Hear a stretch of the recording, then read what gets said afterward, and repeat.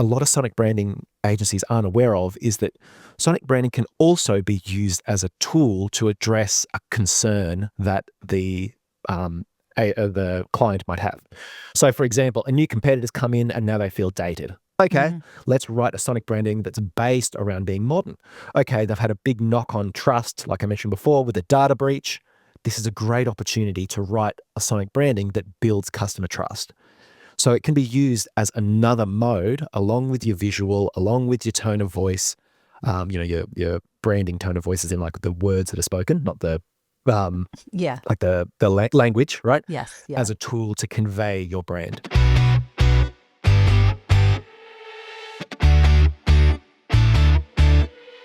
Welcome to Audio Branding, the hidden gem of marketing. Sound plays a more important role in human behavior and our decision-making than you may realize. In this podcast, I'll help you understand the art and science of sound so you can better influence others in business and your life. I'm your host, Jodi Krangle. Let's delve a little deeper.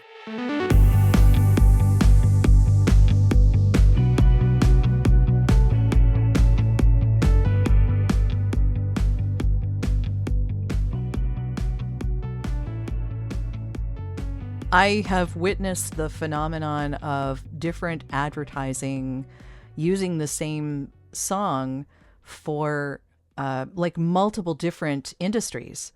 So anything from a car company to a gardening company to like a food item, and then a shoe, and they're all using that same sound. Oh, one of them was a fast food place. Like, yeah. I mean, it just gets ridiculous. How often do you think people change stuff like this once they make it?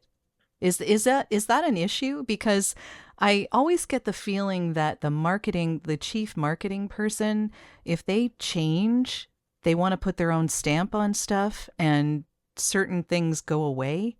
And oftentimes that, unfortunately, is things like the audio brand. Yeah, I mean, it definitely happens that when you get a new brand manager, they come in and they just come in with a wrecking ball, right? They're wanting to set the new tone. They're wanting to have an impact and to demonstrate their value to the company. So I get what you're saying. Sometimes there can be really good sonic branding assets. They might not even have been strategically sonic branding. It could have just been some brand music that they turned into a mnemonic, or brand music that they've just been using for years. And then a brand manager will come in and just throw out everything. I'm not sure how you manage that, because unfortunately a lot of that happens behind closed doors before sonic branding agencies have that conversation. And it's quite hard for sonic branding agencies because sometimes they can be quite far away from the actual decision makers. So you'll have the brand manager who from last time, who typically had a marketing agency they worked with, and that person speaks with a sonic branding agency. The new person that comes in, that's a new brand manager, they have their own contacts. That's a brand new, marketing agency, and then they bring on a new sonic branding agency or advertising agency. So that's where it can be really hard for sonic branding agencies, because they don't have direct access to that, to the brand manager. And that's why if you do have a relationship where you are working with advertising agencies and then to brand managers, you can bring in someone like myself to get that conversation with the brand manager and speak their language. So then that conversation can be a little bit tighter. And then when things change, you have that relationship there. Yeah. I would hope that when things change, you can at least take some elements from what you were using before, because it seems to me like the more brain power you ask people to use when they're experiencing your brand, the less likely they are to remember you.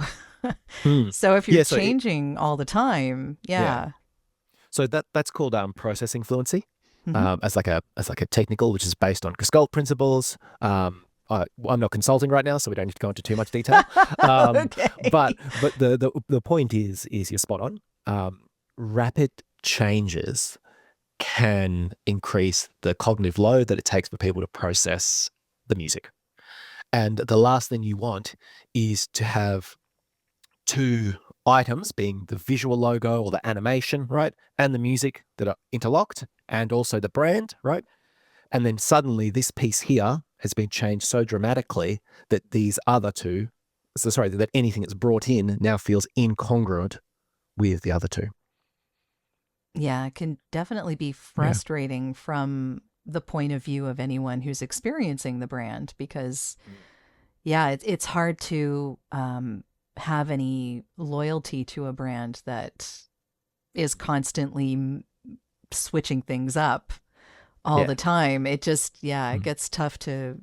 That that being said, though, I think currently in sonic branding, and this is more of a budget constraint than anything, um, there's a lot of wiggle room in that we have a strong history of, with opera and with film music and things like that, where we have like the hero motive, and then we might change it, the sad hero motive, the happy hero motive, the celebratory hero motive. This is very different to visual graphic design in that because we have this norm, so the difference being is in, visual graphic design, if we say that's based off something like flags, right? The Australian flag is always the Australian flag. We know the Australian flag, the Canadian flag's always, it's very static. Whereas musically, we have these variations that we're very familiar with.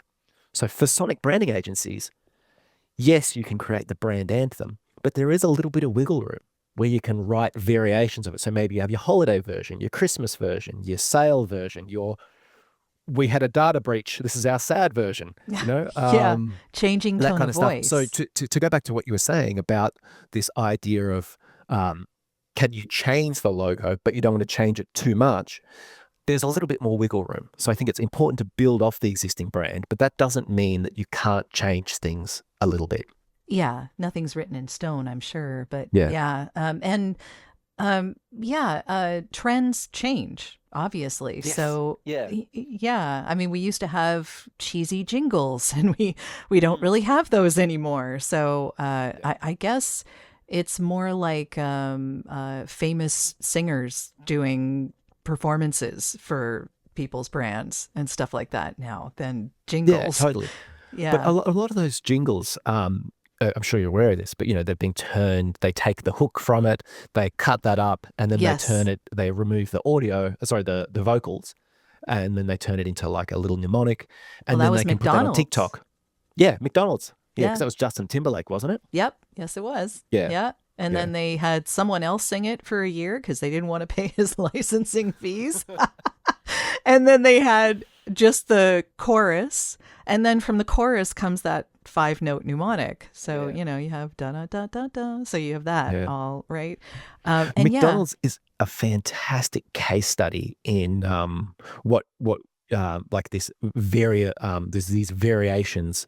I guess you'd call it thematic sonic branding in that they have a theme, but they do have that. Like they had one for the I think they had the one for the Winter Olympics in Australia. They have like the Outback version of the mnemonic. They have all these different variations. It's a really good case study for sonic branding agencies to look at how you can take a mnemonic, use it in. There's videos on YouTube where it's like used in like 30 different contexts, and it's just changed instrumentation slightly, changed the speed, added swing, just little variations there to use it in different contexts to align better with the new product they have or the new demographic they're targeting. yeah, it's pretty amazing. And what I love about that particular Sonic brand is that it has evolved over time. So so it kind of goes to the point that we were talking about changing everything too often. If you don't let things evolve, well, I mean, and again, they started this brand, I don't know, 25 years ago. Like how long has it Yeah. been now? It's been a long Yeah. time. Yeah. Yeah. Yeah. So yeah, like that's how a Sonic brand evolves. And if you don't give it the time that it needs, you don't end up with Yeah. such a great asset at the end of all of that. I mean, it's not even really the end. It'll keep on going until, I don't know, it could keep on going for a Yeah. much longer than now.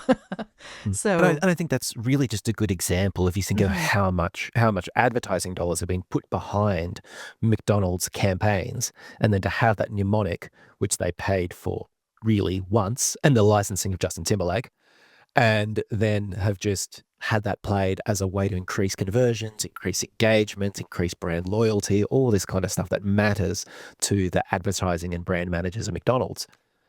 And it was a big payment, but it was a once off, Yeah, predominantly, and with, they're with little using it. changes. Yeah, and they've been using it Yeah. now for, how much money have they saved not having to do this over 25 years? Uh, Yeah, a yeah. lot, And I would yeah. imagine. Yeah, and also time in regards and risk, right? Because it's not just like the licensing fees that they've avoided, but like let's say something is written that's really off brand. That hasn't happened because they've got this really strong mnemonic. Then you think of internally the speed at which their social media team and advertising agencies can work because they have all these brand assets ready to go. Yeah, it's really interesting. As far as plagiarism is concerned, I wonder, would you ever see a case where one audio brand copied another audio brand? Have you ever seen any of them I take each other to court? not yet, but I have certainly heard Sonic branding agencies come back with Sonic logos, not from competitors, but people who have the same brand values but are in a different industry. So let's say like a furniture company, and we'll go my tennis example, right? They might have the same shared values that I mentioned before of innovation, trust, and Australiana. And so the Sonic logos end up sounding very similar, even though they're in different industries. You wouldn't be very Interesting. happy, though, if you were the original person to release the first Sonic branding logo. No, you would So not. that is certainly happening behind closed doors. It's really, really common for people to come back, not just because I gave the example of temp tracks of music, Hmm. and that's really common too. Like that's the more common version. People come back with different artists or film music or um, just tracks or bands or whatever. But I'm seeing more and more people linking to other Sonic logos that they like. Yeah, and that's the danger. Yeah. Mm, Yeah, I mean it's something to be careful of. There are enough Sonic brands out there now that that is a possibility of happening. So, yeah, yeah. got to be careful. So, And that's mhm. that's that's where it's really important as well to bring in your competitor analysis. So if you have a look, and you are doing your 4 box model where you've got people who are like this, like this, like this. Okay, this is where we are, right? You see it all the time. Um, this is where it's really important to first differentiate it from your near competitors because they're going to be the most. I'd imagine they would be the most likely to take you to court because you're going to hurt their revenue the most. But but it's scary in that we're now seeing people who are copyright owners, so people who own lots of music, they are using AI to identify melodies that are shared and then taking them to court once the melody's been used sufficiently. So instead of like day one, you launch your new brand. Oh, sorry, this is more towards with songs, but day one a song comes out, they don't take them to court. Then they wait till the song is a massive hit and it's got enough revenue, and then they take them to court. Yeah, definitely dangerous. Yeah. I was going Yeah. to ask you about AI because, of Mm. course, that's the elephant in the room on every conversation I have here now. Yeah. Yeah. Have you seen it used in Sonic branding at all? Or is it just in the, does this Sonic brand or does this music sound like something I've already created? Hi, I'm Darren Barino. I run a boutique ad agency in New York City. In my quest to find smarter ways to persuade people, I've found that sound is an invaluable tool. It lets us slip past resistance, tap emotion, and move instinct, often before words even land. Learn about this and more on the Audio Branding Podcast.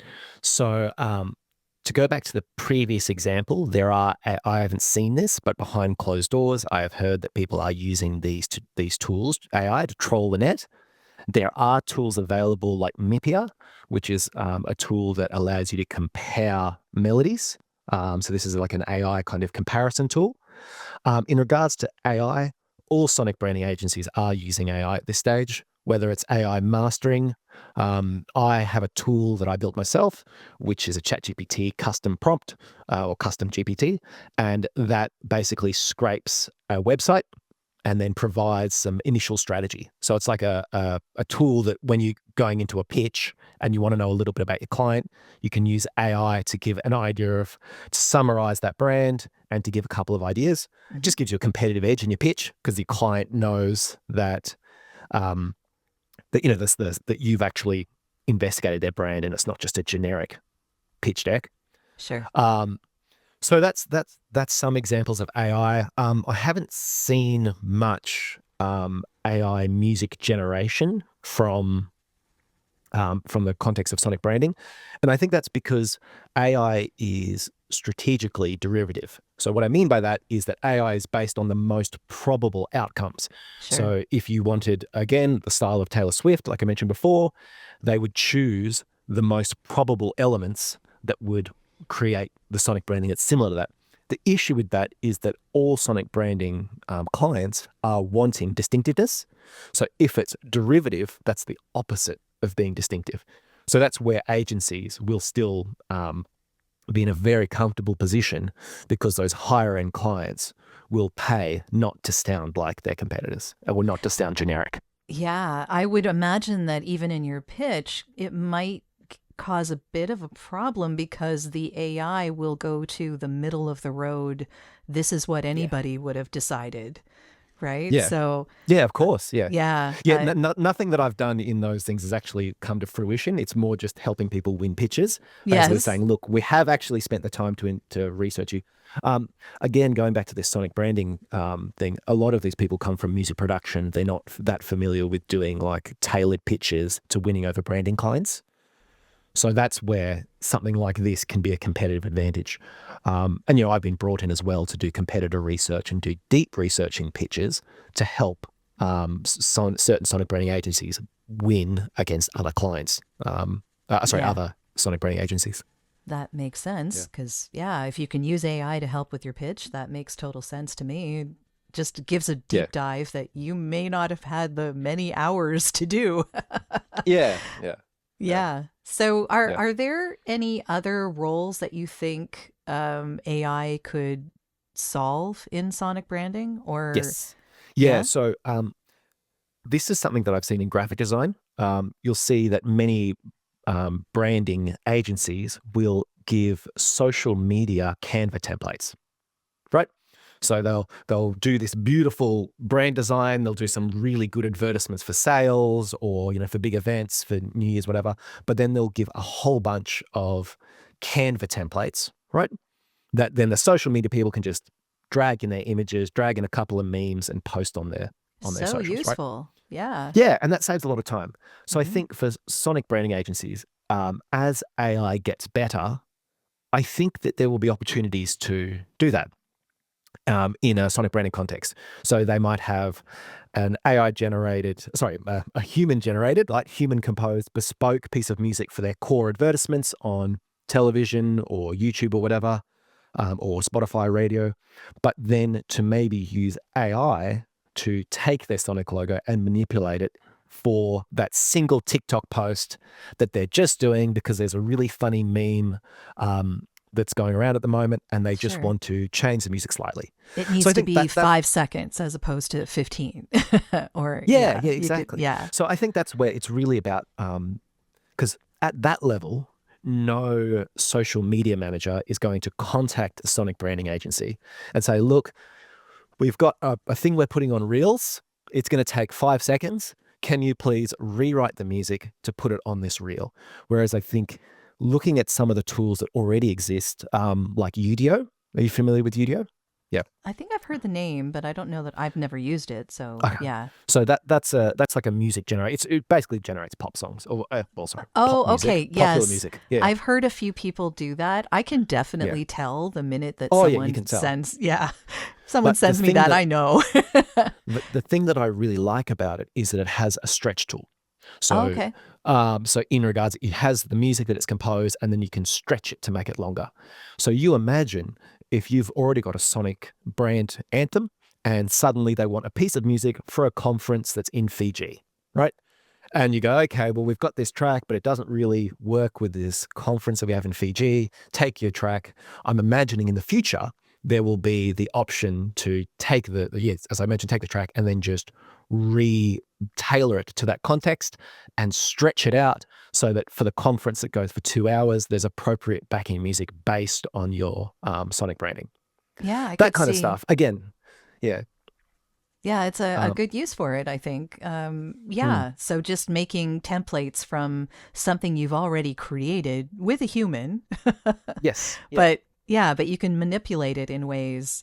Like, for instance, when I use ChatGPT, I often will use it to shorten a paragraph of text. Like, Yeah. here's my bio. It's 250 words and it needs to be 75 words. Shorten it for me, Yeah.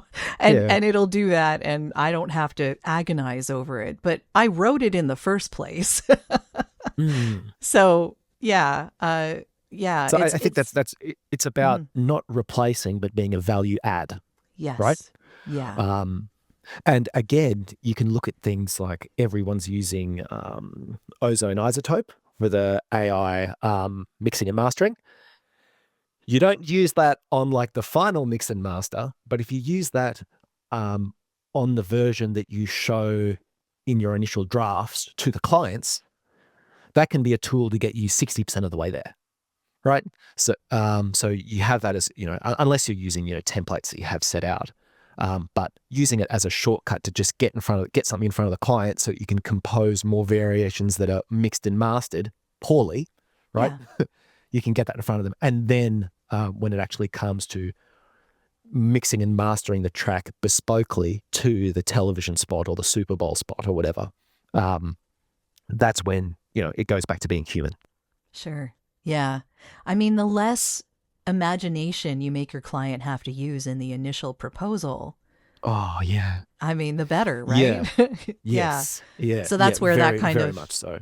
yeah. Well, it's the same with voiceover, for instance. When I do a voiceover audition, I will often process it just a little bit because that way it sounds more like what it would sound like in the commercial as Yeah. opposed to just a raw file. Yeah.